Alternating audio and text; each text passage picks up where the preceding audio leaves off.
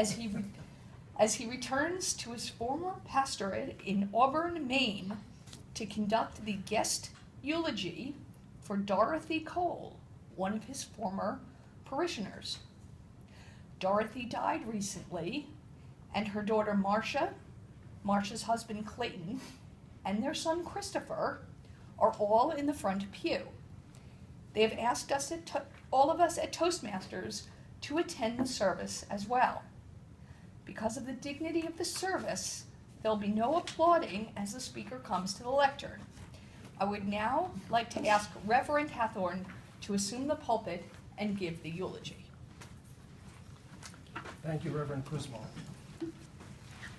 It's been 7 years since I've been back in this pulpit. I will admit I'm a little grayer on top, and perhaps my hair is a little bit lighter. And my friend Rob, longtime friend from when I was here, and Doc Cole used to say, "Bill, perhaps you should find a barber who charges by the ounce." I've never been able to, but if I find one, Jeff, I will let you know. I want to thank Susan Swanson for hosting my wife Meredith and me these last 2 days. Susan was chairman of the Pastor-Parish Relations Committee. She handled that effectively and became a very close friend. We've stayed in touch. And although this is a sad circumstance today, although Doc Cole would want us to have it be celebratory, it has been great to see Susan and her family again. We are gathered here to remember Dorothy F. Cole. Fife was her maiden name, and those of you who were in her Sunday school class, Chris Waller being one who couldn't be here today, but he remembers when she would walk in, she would say, "My name is Dorothy Isabel." And she would pause, and the little 5-year-olds would look up to her, and she would say, "Isabel necessary on a bike." That was one of her trademark jokes, and for those of you who have children named Isabel, you should remember that. It was 13 years ago when my wife Meredith and I moved here from Cornwall-on-Hudson, New York, with our 2 sons, Jeffrey and Mark, who were 9 and 11 years old at the time. It was a complicated trip because I was driving here from New York State. The 2 boys were staying with their grandmother in Massachusetts, and Meredith was conducting a conference in Chicago. We were all supposed to arrive here in Auburn on the same day, but Hurricane Bob preceded us by 2 days, and as a result, all airline flights were canceled. Power was out for 3 days.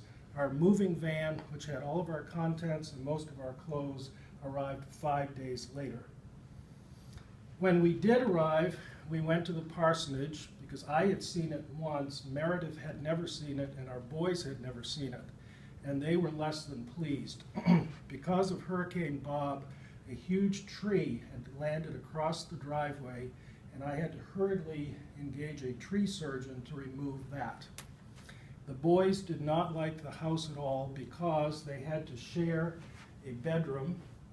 The bathroom was 1960s style, and much to their chagrin, being adolescent and a pre-adolescent, there were 6 girls, living on the street, they said, and only 1 boy. They wanted to quickly return to New York State. Shortly after getting into the house, the telephone rang, and a woman said, "Hello, my name is Dot Cole. I'm going to be over in a few minutes, and I have something to drop off for you and something for your boys."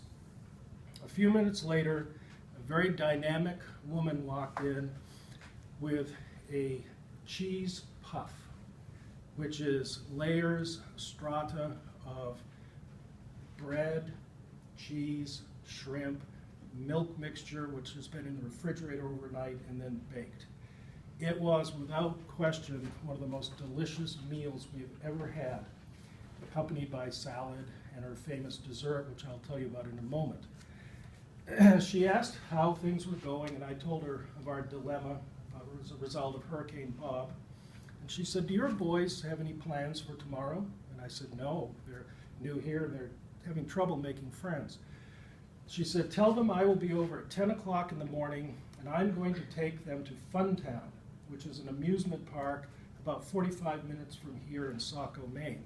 Would that be all right? I said, that would be fine. She picked up the boys, and when they returned later that day in their cool and adolescent mode, which, by the way, drives their dad crazy, using cool and adolescent, they said, we had the best time. She was the loudest person on the Ferris wheel. She was bumping into others on the bumper cars, and she was going around holding us and cheering as we were on the flying saucers. The cheese puff lady is totally awesome. We want to stay here in Auburn, Dad. And I said, well, boys, we have no choice, but I'm glad that she made you happy. In visiting with Marcia these last few days, she told me how much Dot's mother had an influence on Dot's life, particularly in the sunshine cake that she used to make and both generations would make and deliver to people.